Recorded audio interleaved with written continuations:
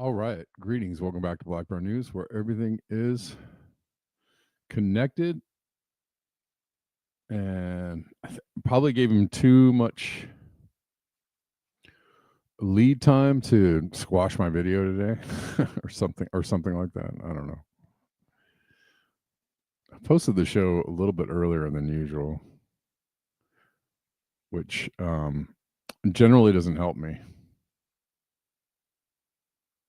But whatevs. We're all here. And good to see you, Victory Jen, reposting the show on X. Thank you, Victory Jen. What are we even talking about over here?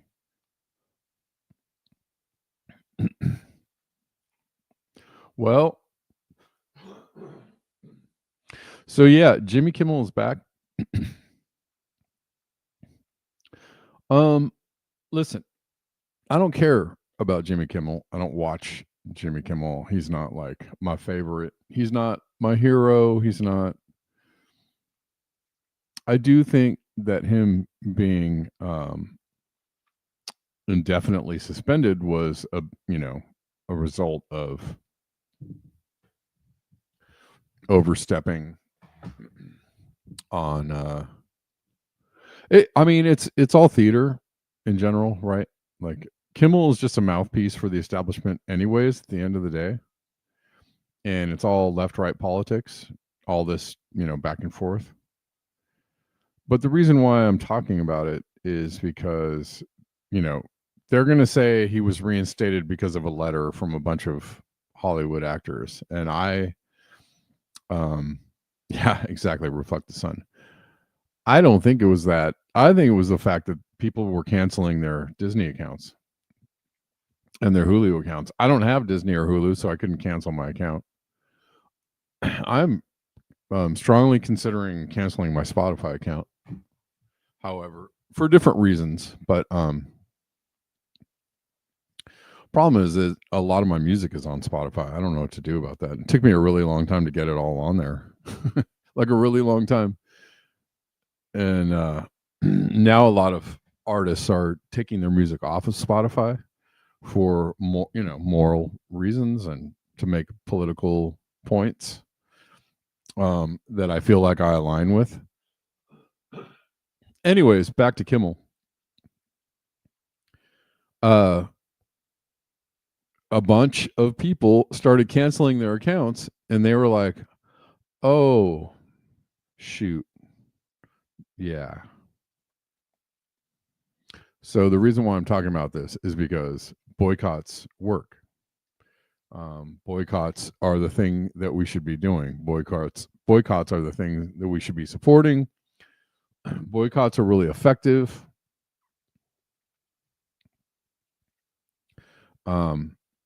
Just ask Target. Just ask the former Target CEO who was fired or let go for poor sales, poor performance. But people have been boycotting Target steadily since Trump took office. It's hurting their bottom line, and what are they going to do about it? So I think this is a really positive development on the point of people boycotting and it hurting them or hitting them in their bank accounts, which is something I like to see. I mean, the reason people are targeting Target, boycotting Target, is a valid reason. Again, I think a lot of that is political. Like Target doesn't care. Target really doesn't care about DEI. However, I think right, these companies ultimately do things for business reasons.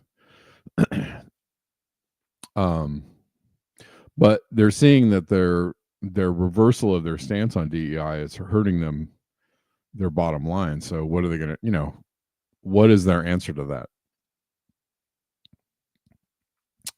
BlackRock cares, yeah. So, again, we could really wield a lot of power when we do stuff like this. But quickly, we will cover the hypocrisy of the Hollywood actors speaking out on Jimmy Kimmel's behalf, but not signing the Palestine pledge. So there's to go back to Spotify, the reason why a bunch of artists are leaving Spotify is because the CEO of Spotify is invested in a AI technology weapons company that I believe has ties to Israel. And so their reasons for leaving Spotify are valid and, something people should support.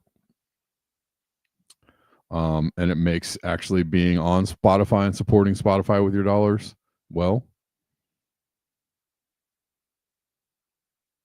something that people should think about, which is why I'm thinking about also canceling my X account.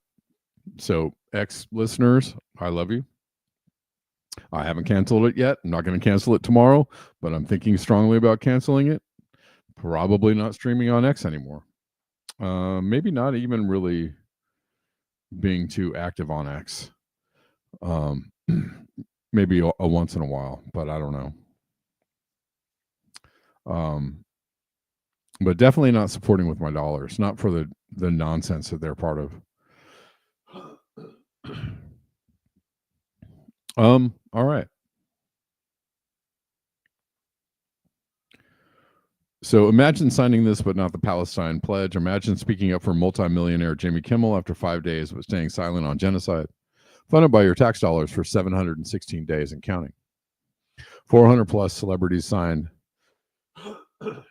the ACLU's open letter condemning ABC Disney suspension of Jimmy Kimmel Live. Signees include, all the people. But it was clearly, some people will argue that, corporations, that you're not immune from political backlash if you work for a company, yada, yada, yada. Okay. But you can't you can't fire, unjustly employees based on like their political views. You can't do that. Or based on something arbitrary like that. So it's debatable whether they were violating free speech laws or not. One could debate. It's obvious that he was getting pressure from the Trump administration, and I think people felt some kind of way about that. And I feel like the way they felt about that was legitimate. Whether you like Jimmy Kimmel or not, again, way back in the day, I didn't support Alex Jones or Donald Trump being kicked off Twitter for reasons of free speech. Whether you like them or not, I didn't think it was the right thing to do. That was obviously a politically motivated action. I didn't agree with it. I am not a supporter of Donald Trump. I am not a fan of Donald Trump. Did not vote for Donald Trump. In general, I don't like the guy.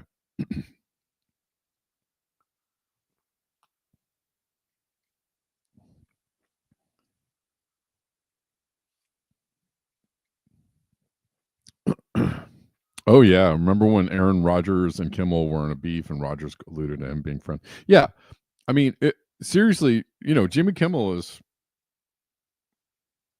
again, most of this is theater. I think Jimmy Kimmel is totally in bed with the narrative managers, and he's a puppet like so many other celebrities are. So I'm not really like I don't care about Jimmy Kimmel. Not really a fan of him. And I see him as a stooge and a puppet.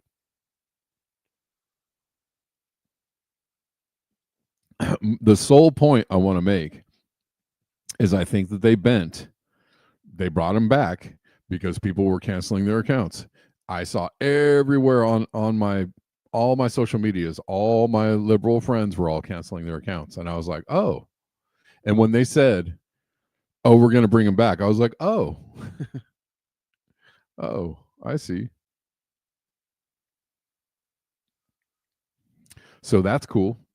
It's cool that people actually have a little bit of power there.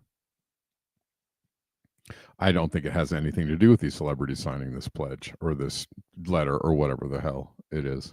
I don't think it has anything to do with that at all. Honestly, but they'll tell you that it does.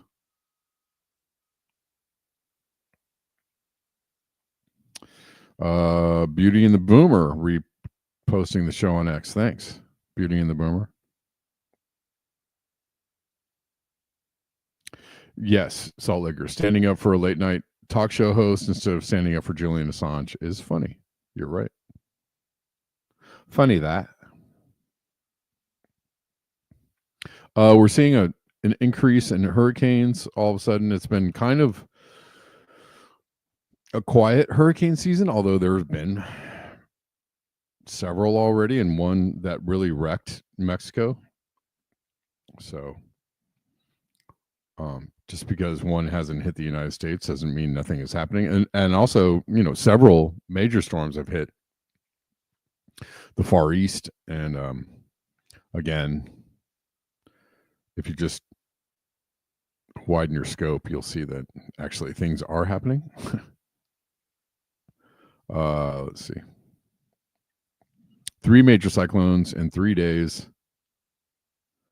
Neoguri in the West Pacific, Rogasa in the West Pacific, Gabriel in the Atlantic are all doing what they're doing.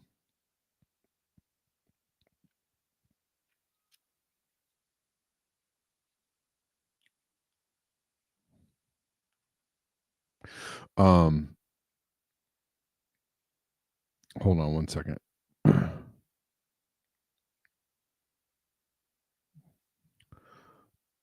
There's one doing some damage.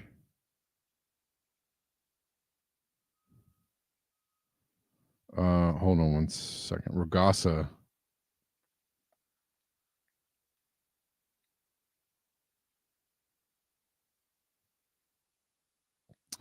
So I'm trying to just find a little bit on each of these. Here's destruction as part of a tropical. Let's see. It's like washed out beaches and some heavy surges here. This is from yesterday.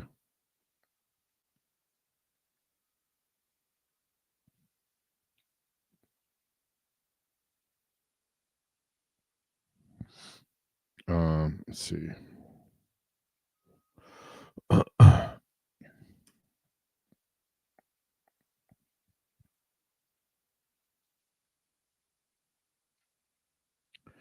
There's a hurricane. Another hurricane actually has formed. This is as of today. Has formed in the Pacific. In the Atlantic, Gabriel spurs hurricane watch.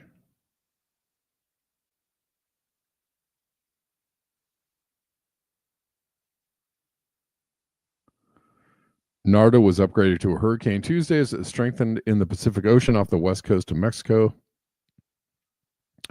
Narda had maximum sustained winds of 85 miles an hour.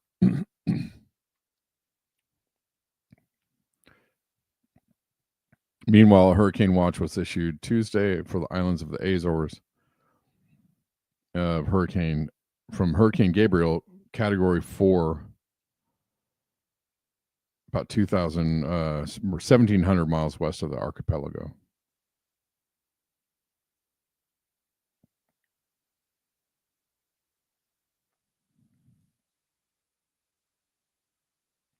Something about Earth's energy imbalance, yeah.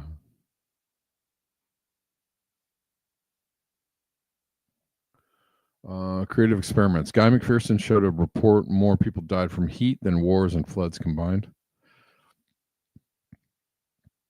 Okay. People dying of heat is a very quiet story, right? People don't really. It's one of those things that people can die from heat, and it goes kind of unreported. I remember very distinctly a few years ago, Denny Rancourt was talking to Ryan Christian, and they were talking about increases in death rates in certain areas, and he basically said in southern states like Mississippi and Alabama, there was an increased death rate, and he said it was due to heat. And they didn't really he didn't really expound on that, but I always thought that was a very interesting exchange, because he basically led on that there was an increased death rate due to heat in the southern US. But where's the news story on that? Where was the reporting on that? And it didn't actually fit the narrative, Ryan Christian's narrative, so he just quickly skipped over that. But Denny Rancourt said it. He was referring to a study that showed that more people were dying from heat. I was like, okay.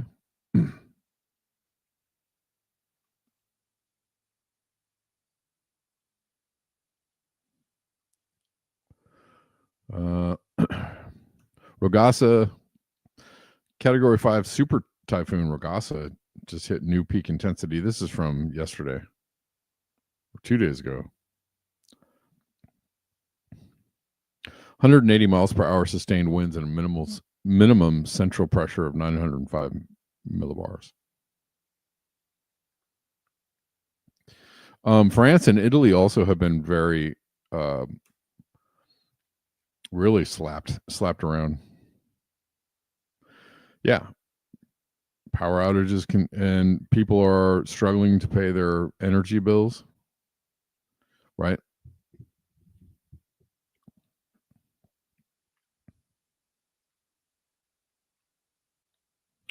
France now, it's Italy. Violent storms hit Lombardy near Lake Como, destroying several homes in Blevio. There's so many of these from the last 2 days going around. I'm just going to show you one.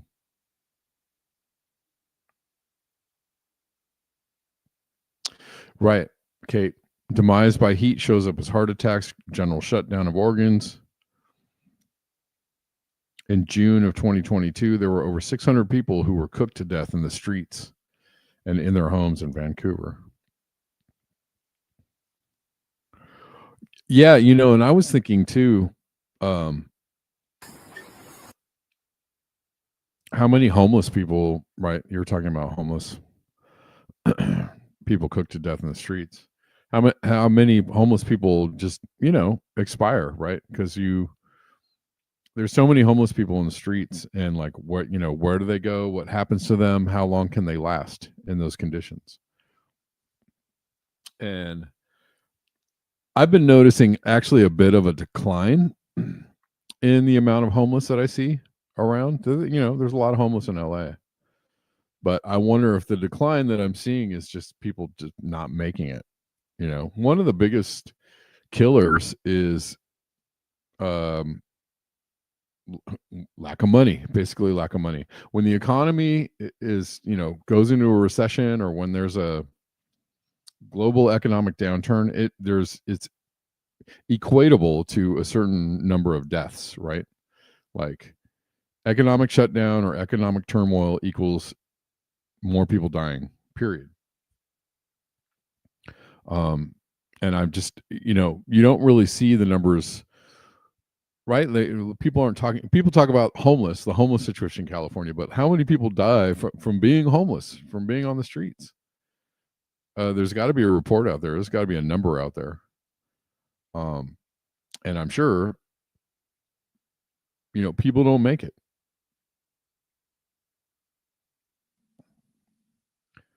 Especially people who, if you're not like there are people that are kind of chronically homeless, people that might, just, they have difficulties, right? in life, right? They're alcoholics, or they're, they have mental issues or whatever, and they might grow accustomed to being on the streets. But like people who are just, one day working a job, they have a car, a job, a life, and all of a sudden, they get laid off or something happens, and 6 months later they're out on the street. Those people have like zero skills of like surviving in those kinds of conditions, right? And I have seen over the years,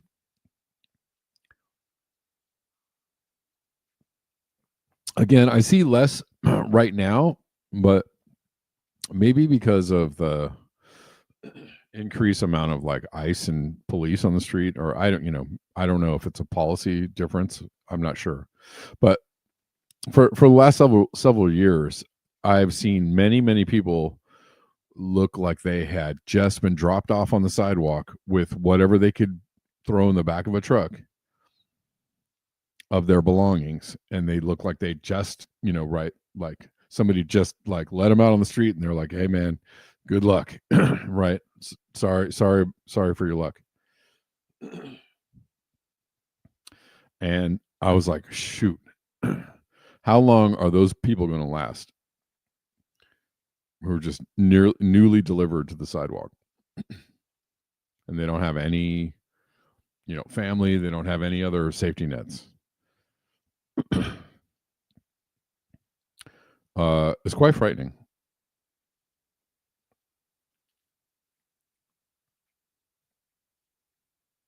There was, oh man, a lot of controversy about the Trump administration saying that Tylenol is the cause of autism, and a lot of people are really pissed about this.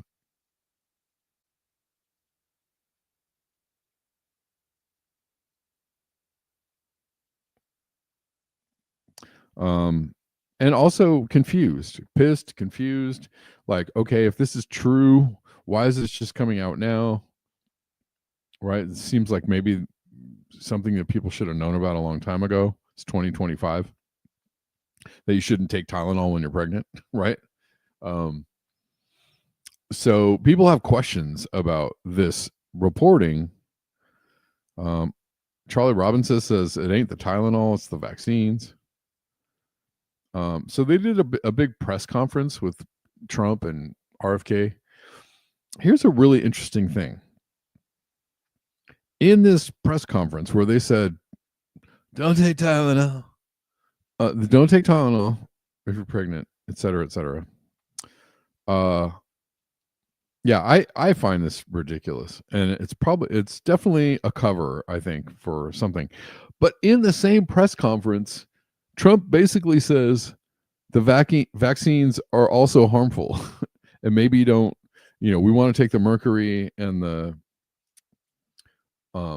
aluminum out, and maybe space them out, maybe don't get them all together. So it's weird that they blamed it on Tylenol. Then he goes on to basically outline the problems with vaccines, and it's just the strangest thing to me, because actually what he's saying about the aluminum and the mercury is what people have known for a long time and been screaming about for a long time. So it is the weirdest thing that in the same press conference they're like, don't take Tylenol, that's the reason you have autism, but also vaccines might also be the reason. Like, it's just bizarre.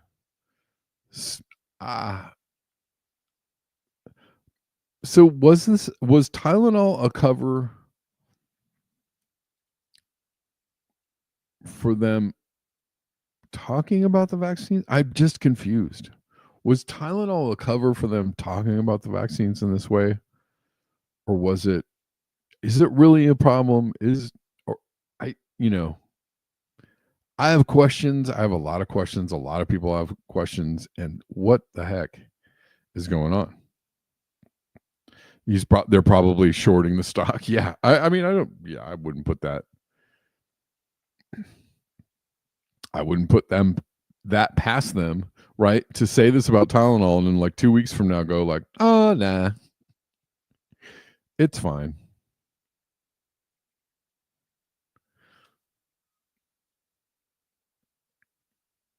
But here he is talking about the vaccines in a way that makes you think like, well, maybe this is in the same press conference. That's why this is so bizarre, because he's basically saying, yeah, but maybe the vaccines do cause autism as well. It's weird. It's artificially induced. It's not like something that when you go from all of those healthy babies to a point where I don't even know structurally if a country can afford it.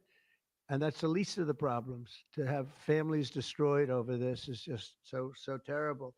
I also, and we've already done this, we want no mercury in the vaccine. We want no aluminum in the vaccine.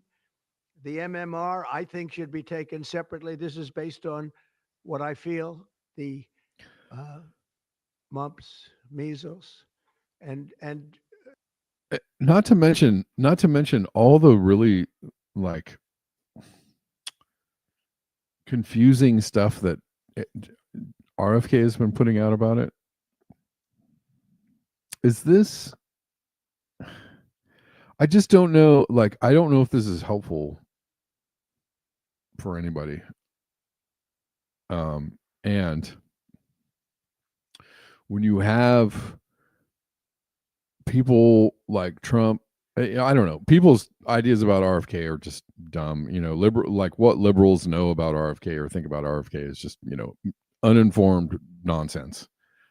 So like you could just kind of dismiss everything they say about RFK because they just don't know. They just don't know what they're talking about.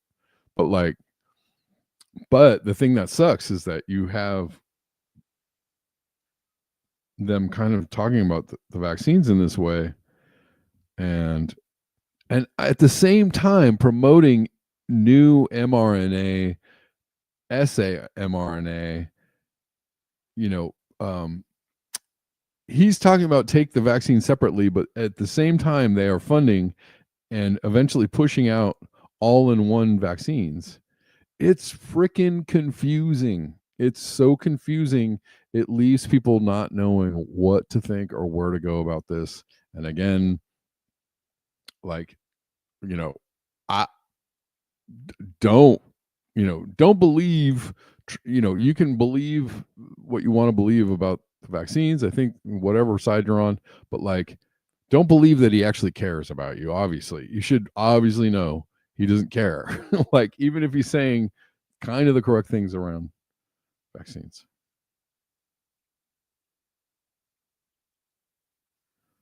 I don't know. This is so bizarre. all the three should be taken separately. And it seems to be that when you mix them, there could be a problem. So there's no downside in taking them separately. In fact, they think it's better. So let it be separate. So there you go. He says there's no downside to taking them separately. So he's saying they're fine if you take them separately. That is misinformation. It's sneaking in misinformation with information. Man, it's perplexing and it's frustrating. Chicken pox is already separate because when that got mixed in, I guess they made it four for a while. It really was bad. So they make chicken pox. Individually, they're okay. When you mix them, something maybe happens. So there's no downside in doing it. This is misinformation. What he's saying right here is misinformation. So he's like, the problem is that you're mixing them together, but there's no downside. Have a big impact. What? So let those be taken separately. And then hepatitis B is sexually transmitted. There's no reason to give a baby that's almost just born hepatitis B. So I would say wait till the baby is 12 years old and formed and take hepatitis. Hep B is sexually transmitted, so wait until the child is 12 when they're sexually active? What are you talking about? Oh God. I got one more clip. I'm sorry. I'm sorry to make you all, sit through this, but I'm just showing you what was said in this meeting. To see the doctor 4 times or 5 times for a vaccine. Don't let them pump your baby up with the largest pile of stuff you've ever seen in your life going into the. So he just said, they're all fine, take it separately. But he said, don't let them pump your babies full of vaccine. It's, I don't know. I'm a little upset because way to get everybody just, and unfortunately, Trump is the worst person to be talking about this because he just gives ammunition to the side that's the believe science side that, like, yeah, he's stupid, he's totally dumb, let's go get those vaccines, let's go get a booster. By the way, it's just right, he just you could call this reverse marketing for vaccines. Literally, you can call this reverse, because liberals, I've seen, supposedly, I don't know if this is true or not, but I've seen a couple of videos of like liberals going out and slamming a bunch of Tylenol just to own the mags. I'm like, oh, okay. It's just the owning the other side with outrage or whatever, or mockery, is just not a good look, because you actually end up looking like a dumbass or hurting yourself. So I don't know. Just maybe don't do that.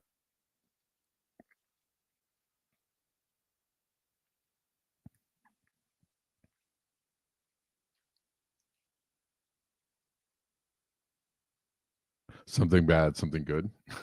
Okay. This is wild. The U.S. is going to offer a financial lifeline to Argentina because their economy is so bad. Lord. Milei, who promised to follow Trump's economic example, has plunged Argentina into economic ruin. And now the U.S. will bail him out. Who will bail out the U.S. when the time comes?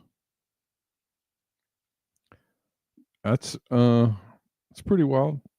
Pretty wild stuff. Oh yeah.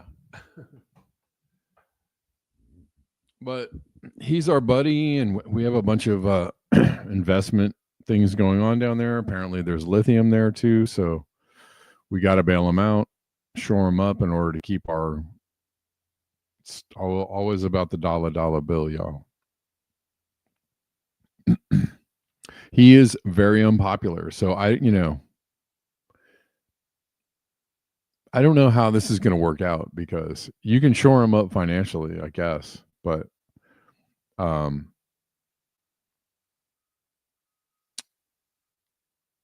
you can't shore up his popularity with the people, right? is already busted. He's already been run out of the streets by the people, right? They're like, so maybe, or maybe this is just a money laundering scheme. Oh yeah, we're going to help you out financially. Send him a couple bill, right? Then there's a revolution and he, skates away somewhere protected. Meanwhile, he's already sent the billions back to whoever, Trump or somebody. Money laundering. It's all a money laundering operation anyways. So all right, let's talk about digital IDs. This is something I wanted to talk about yesterday. This is a really good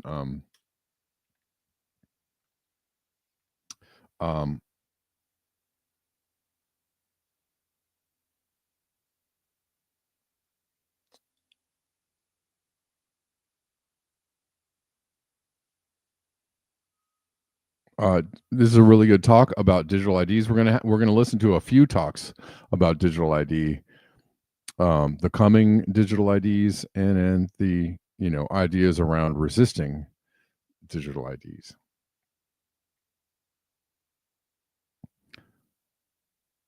Let's listen to this. And I've explained that if you sign up for digital ID. I'm sorry, does anybody know this man's name? I feel like I should know who this is.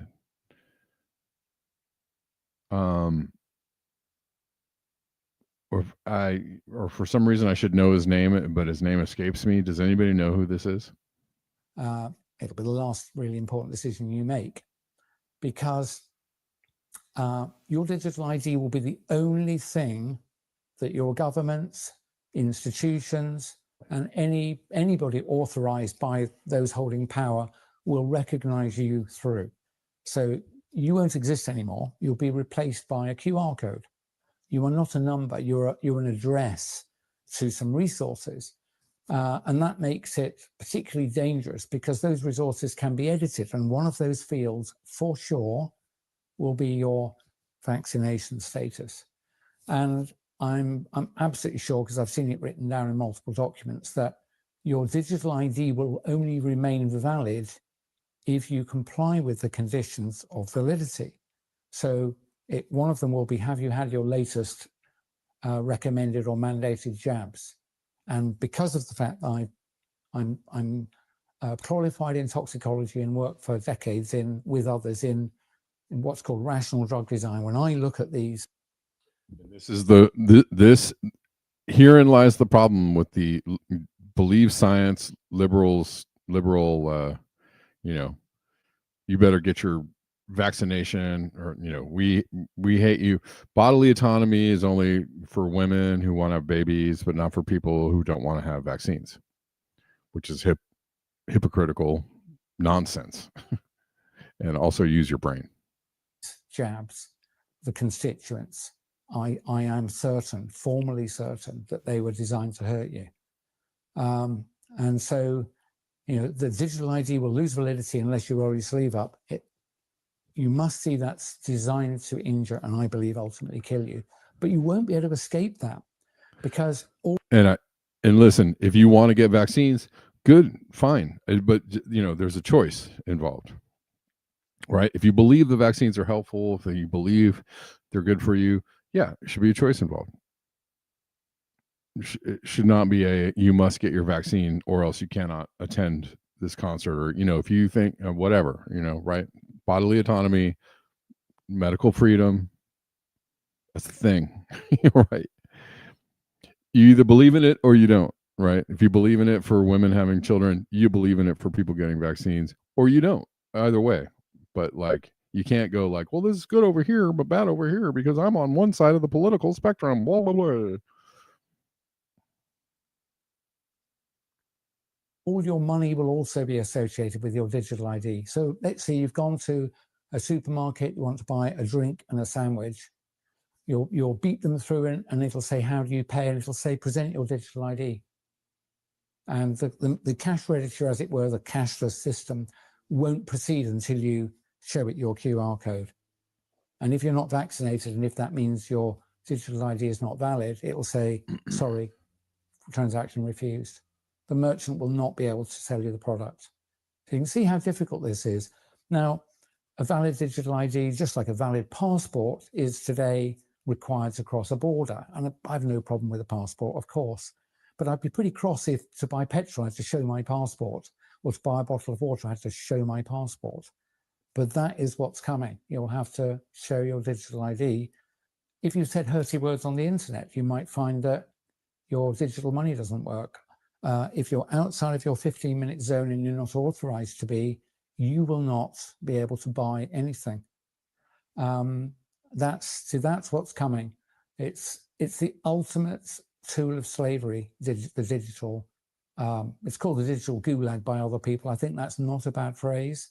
And the way to stop that happening is to put your foot down and don't sign up for it. If they tell you, say you're, if it's a government, they might say, we're not going to give you benefits unless you sign up for digital ID. I can't help that. I'm going to tell you, you at this point have to choose. Obviously going to engineer it so that you'll feel you can't refuse. If you sign up for it, your life is going to end. Your free life is going to end. So I would say, like I always did with the jabs before I really knew what was going on, I would say, don't decide anything now. Defer your decision a month, maybe in another month. Same with digital ID. Please, when it's first put to you, and especially if they threaten you, we'll have to fire you if you won't sign up for this. This is good for you, is it? why would they threaten you? Why would they punish you for not doing something that's supposedly good for you? And the answer is, I mentioned earlier, always two reasons: the ostensible reason, the excuse, or the real reason. And the threats come because the real reason is what I've been telling you. It's for bad. So if they tell you they won't pay your benefits if you don't sign up for digital ID, I'm going to ask you to swallow hard and not sign up. You might have to sign up in a month or 3 months. Don't sign up. The more people who don't sign up, the more likely we are to be able to defeat this, because other people will be taking their lead from you. So if you've got children, I think you should be willing to go hungry for a bit. If I have to, I will, in order to stop this happening. So I made the bold statement, I'm not going to take on a digital ID. And some people have said, you will lose access to your money in your bank accounts. Do you know what? So be it. If I sign up for it, what's going to happen is what I've outlined to you. Money's not going to matter. One, they'll steal it. And secondly, I don't want to survive in a world in which I'm beeping my way into and out of shops and beeping my way to buy some moldy bread with insect flour, right? I'm not going to live in that world. So I'm just going to stop. And the worse the punishment threatened brought upon me, the worse the retribution, the more sure you should be that this is a bad thing. So even if they say we're going to fire you, say respectfully, I don't trust this system. I'm going to defer my decision. I'm not going to sign up this month. Let them fire you. I think they'll have to give up. Remember NHS 100K when they said, we're going to jab you all or you'll lose your job. And 100,000 of them campaigned on the street. And the government actually gave in the next week. So there's enough power if we only just take our courage in our hands. And you only need courage when you're threatened. You need some courage now. Yeah. There you go. And it's a slippery slope, right? It's always sold as convenience. It's sold as convenience or safety or both. I've heard some people kind of mocking the idea of using cash, but whatever, let them mock. And it's very convenient using the digital money and the, but I try whenever possible. To do cash, just to stick my finger in the dike, as it were. Don't even mention it. But just to stick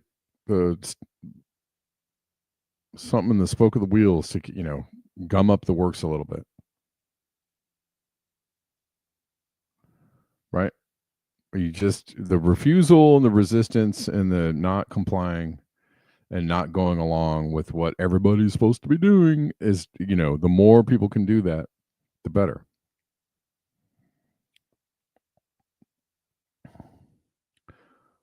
But you don't know how quickly creative,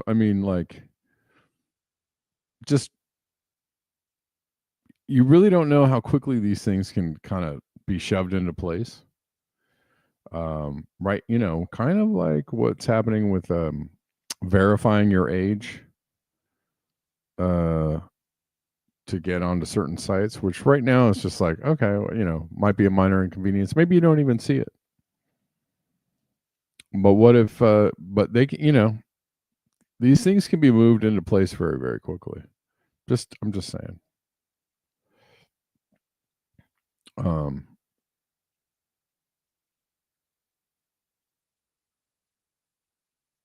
And it's, you do what you can, I know that's hard to do all the things and take yourself all the way out. All right, more on digital IDs. This is from Whitney Webb. We might go a little bit longer today. I'm trying to cover as much as I can of what I have in here. She's talking about digital IDs, the reasons and the whys and the hows of staying out. Yeah, I think they absolutely do, and I think that's part of the manipulate. A lot of people are concerned about the tying of crypto to digital IDs. Also keep that in mind too, you know. But there's, you know, money is already digital, right? It doesn't, you don't need to tie it necessarily to crypto to have it be all digital.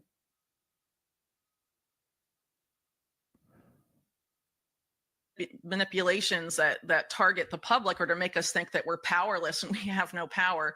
And these people have invested so much money on finding every excuse they can to try and get us, in the case of digital ID, get us to voluntarily want to adopt it. And we have to focus on the fact that if digital ID does not succeed and people do not comply, it will fail. I mean, it is the cornerstone of like the entire UN Agenda 2030. Without it, the programmable surveillable money won't work. A lot of their designs for what they want to do in the online virtual world will not work. And so much of it will not work if we do not comply with digital ID, and they're trying to force it on us as a voluntary thing, sort of in the same way that vaccine passports were voluntary.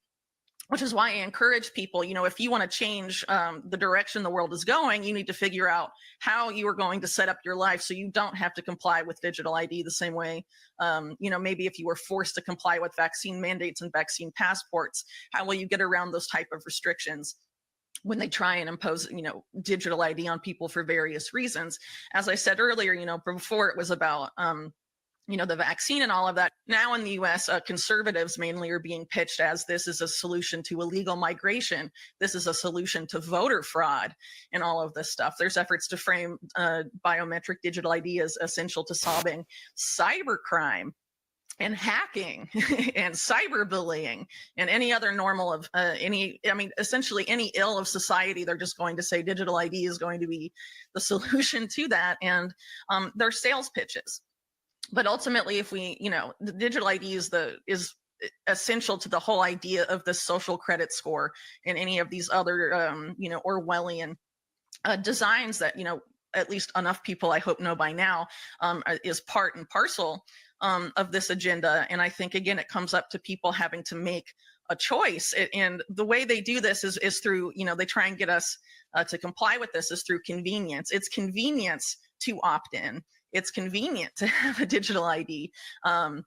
It's convenient to have, you know, money on your phone and have your whole life be based on your smartphone and all of this. It's convenient to vote once every 4 years for one of the two lesser evils in all of this. But really, it's the convenience that they're using to enslave us. And it's inconvenient to find ways to opt out of these systems and change your life so that you're more resilient and your life is actually sustainable for you and your family and your community. It's perhaps inconvenient to get out off of the couch and off of the chair and go meet your neighbors physically and stop being on the online world so much and making real human connections and real human solutions to the problems we're facing. Because, I mean, again, that's why during COVID, the lockdowns, I think, were a big part of it, to keep people isolated, to keep people from connecting and force people to feel like they could only connect with others through this virtual world that these people control, because they control the infrastructure, the software, and the platforms. So I think, you know, people need to consider that this convenience is really the carrot. Maybe there will be a stick at some point, but they seem to be focused a lot on the carrot and the idea of having us voluntarily adopt these things because it's easy, the way they're setting things up, or it will be easy. Or they'll frame it that way at least. But I think it's very important for people to realize that they have the power. Otherwise, they wouldn't be investing all this money to manipulate us and pitch us on this. And, you know, I think it's important for people to think critically about what's being done. And I think, you know, there's a lot of efforts to manipulate prominent voices in alternative media for the purpose of getting people who have realized these agendas during COVID, at least, or maybe before, to come back sort of into the fold and trust certain people that are selling these particular solutions under different metrics. And anyway, again, I think, you know, there is a lot of hope, and a lot of people, you know, listen to my interviews or read my reports and think it's, you know, very black pilling or depressing and whatever. But ultimately, you know, I think it's more depressing to feel like we don't have any power to change things, only the billionaires do, I think that's a very depressing outlook, personally. And I think these are people we should not be trusting, considering the state of the world and where we are going. And we should take the power back as people. And we do that by taking actions in our own lives and doing things in our neighborhoods and our communities and with our families. And realizing that this is not where we want to go at the end of the day. And there is so much we can do. And I think a good starting point, again, is to say no to digital ID. We don't need this biometric digital ID surveillance state that's going to be used not just to surveil what we're doing in real time, but also to predict what we might do in the future. A lot of these plans on the books and things that are being developed by these intelligence agencies are all about predictive policing, meaning pre-crime, and also applying that same methodology to healthcare. Prevent the next pandemic before it happens. Get your vaccine today. Get your vaccine. Get your vaccine, folks. Get your vaccine. Step right on. Here's Neil Oliver. One more. This is shorter on digital IDs. And so back one last time to digital ID and why I say it won't work. It won't work because it's not built and never was intended to make any of us safe, but on the contrary, to make the oligarchs safe from us. It won't work because in the end, as always, it's only about money taken from us, the many, and seized by them, the few. It won't work because on account of their hubris, the oligarchs have actually revealed to us what they're all about. Bad actors, bad scripts, bad special effects, disastrous production values all round. Digital ID won't work because the sales pitch is supposed to be about making this country and the people living in it safe. But too many people see that the directors of the disastrous bad acting have nothing but contempt for this place and for this people. Too many see that those who loathe us and our ancient homeland, those who would replace it and us with something without meaning, just a stepping stone to money and control, those that are committed to a new world order in which the mass of us are nothing more than captive slaves, captive to an anti-human ideology. Too many people see it.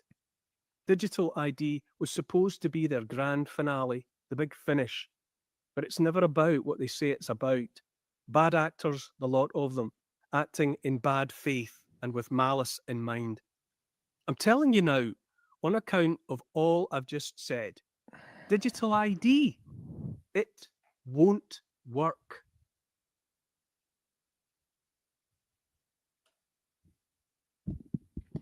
There's a good something from Sam Tripoli. Jimmy Kimmel cancellation is a smoke screen for Charlie Kirk getting assassinated, which is a smoke screen for Israel's false flag attack on October 7th, which is a smoke screen for the cover-up of the Jeffrey Epstein pedophile network that was blackmailing all of the elites so they can control all governments, which is a smoke screen for the Greater Israel Project, which is a smoke screen for the Palantir AIB system, which is being installed to control all of us, which is a smokescreen for a new digital god being created to rule us all, which is a smokescreen for an ancient death cult of pedophiles who are following a script that they believe will bring on the rapture and kill all of us, basically.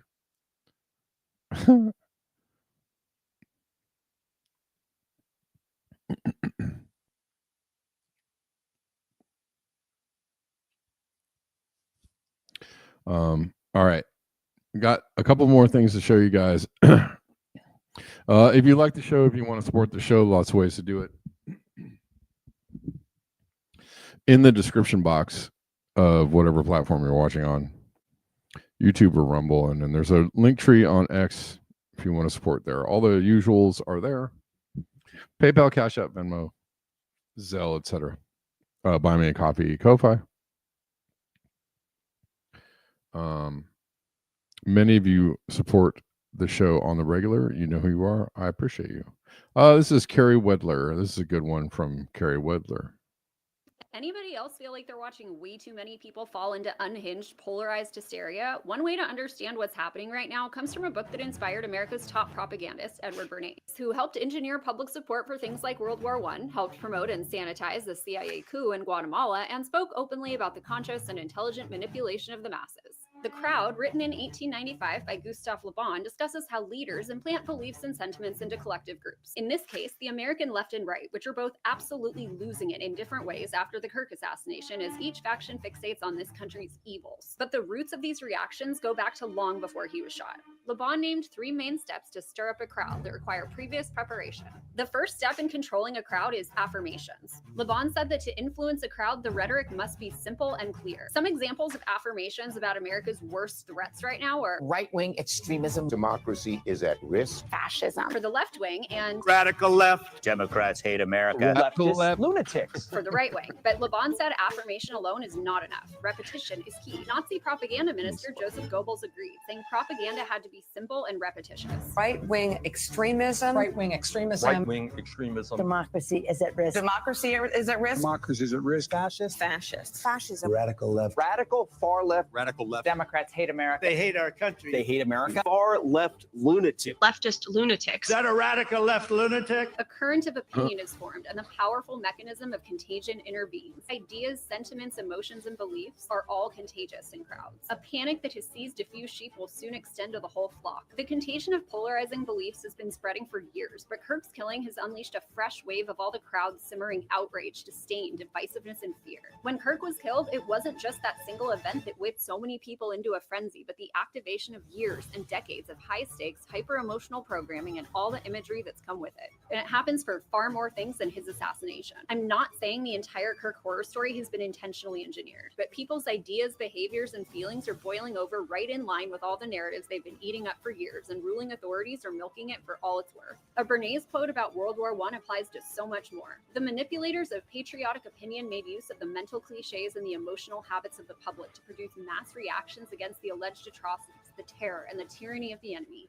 Add in the never-ending news cycle, social media addiction, and all the chronic stress and fight-or-flight overload. Then add in a never-ending stream of partisan divide-and-conquer propaganda that keeps people fighting each other and blind to the realities of the authoritarian uniparty dystopia. And is it any wonder the masses are falling into what appears to be collective mania?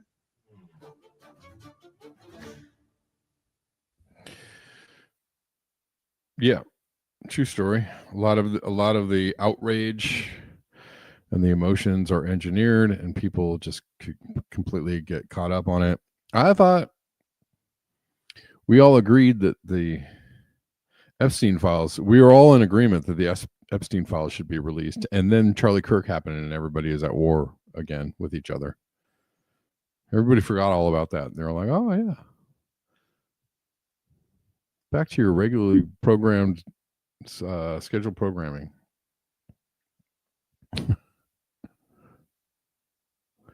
Outrage programming.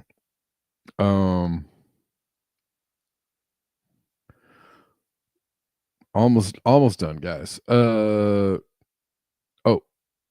did get some support here. Let me thank the supporters. Reflect the Sun got me a couple coffees. Thank you, Reflect the Sun. I appreciate it.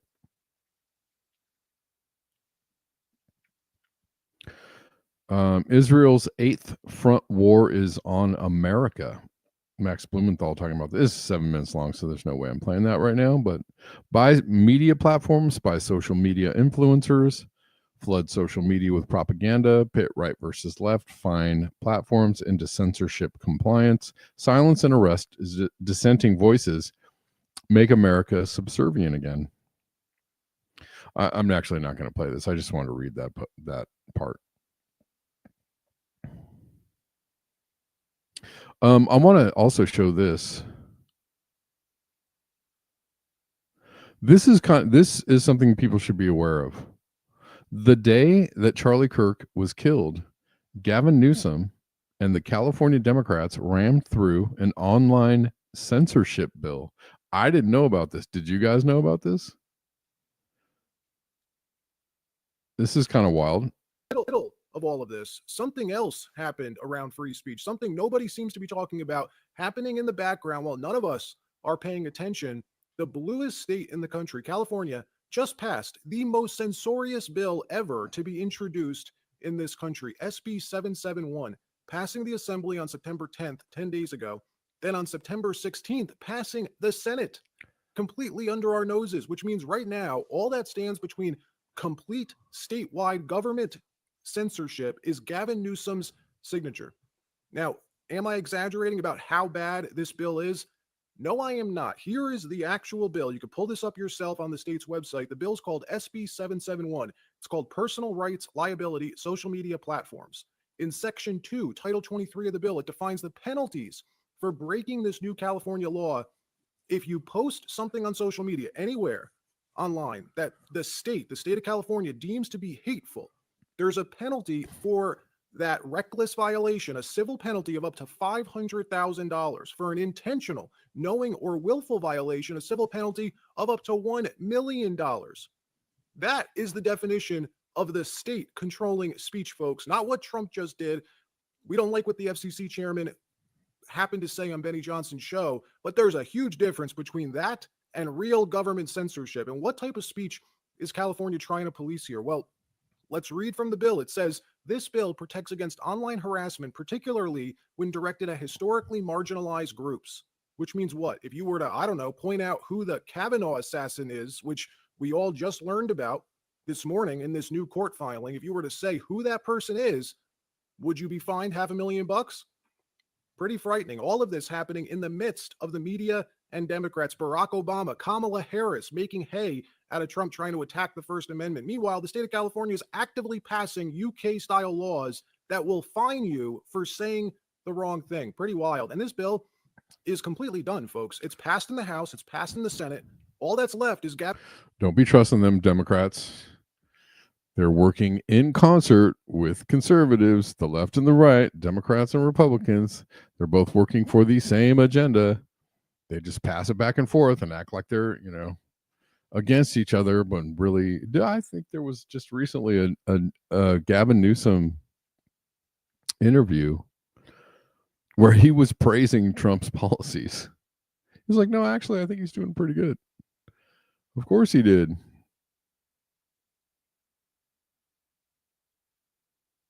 On the same very scary note, the feds are trying to unmask Instagram accounts that identified immigration agents.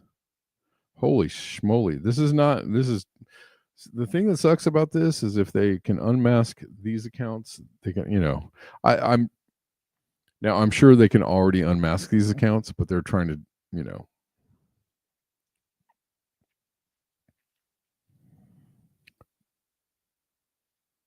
go after them legally. StopIce.net shared a video on an Instagram account naming and shaming a Border Patrol agent who had been spotted at recent immigration raids in Greater Los Angeles. The Department of Homeland Security, the day after the post, sent an administrative subpoena to Meta, the parent company of Instagram, for information about StopICE.net's accounts and others. Despite clear protections under the First Amendment for photographing agents in public, the Trump administration has threatened to prosecute activists for doxing immigration officers. In May, ICE stormed a home in Irvine, California in an effort to track down a man they accused of hanging posters with agents' names and other information. Holy shnikes. Now DHS is trying to unmask accounts that dare to share the names of masked federal agents.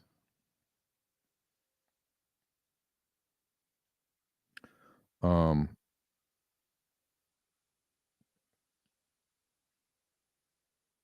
Thursday, the developer behind StopIce.net, under the pseudonym John Doe, asked a court to block the subpoena through a motion to quash filed in federal court in San Francisco by lawyers from Civil Liberties Defense Center. The DHS subpoena was issued without lawful authority, the motion alleges, since it was based on a legal provision focused on immigration enforcement rather than criminal matters. This is a patent open attempt to chill free speech critical of the government, said Matthew Kelligrew, an attorney with the Civil Liberties Defense Center.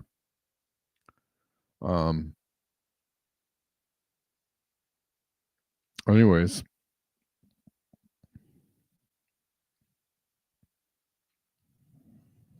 it's a frightening development, because if they can unmask, it's just another step forward in trying to chill free speech, prosecute people who they think are, or wage lawfare against people who are saying what they have every right to say on social media.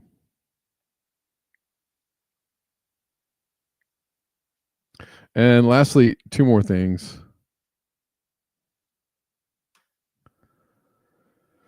This is ridiculous. We're the laughingstock of the entire world. Apparently, this is a tweet from the White House. They're going to have a UFC event on the White House lawn in 2026. And people are like, what the hell?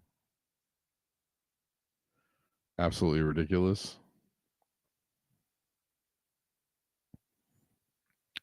Really? This is definitely idiocracy right here. And lastly, this is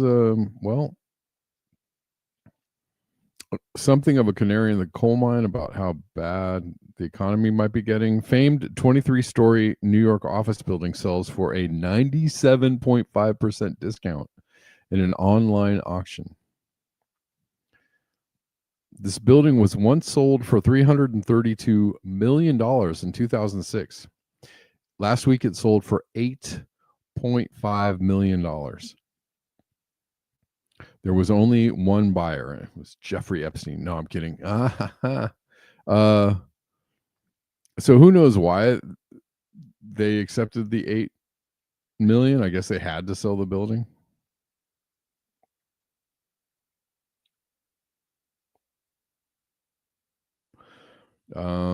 Sold by UBS. Their perspective was, we need to sell this quick. We've made peace with this. It's going to be a big loss. We need to sell it and move on. 10X President Stephen Jacobs told The Real Deal in an interview. So I don't know if this is a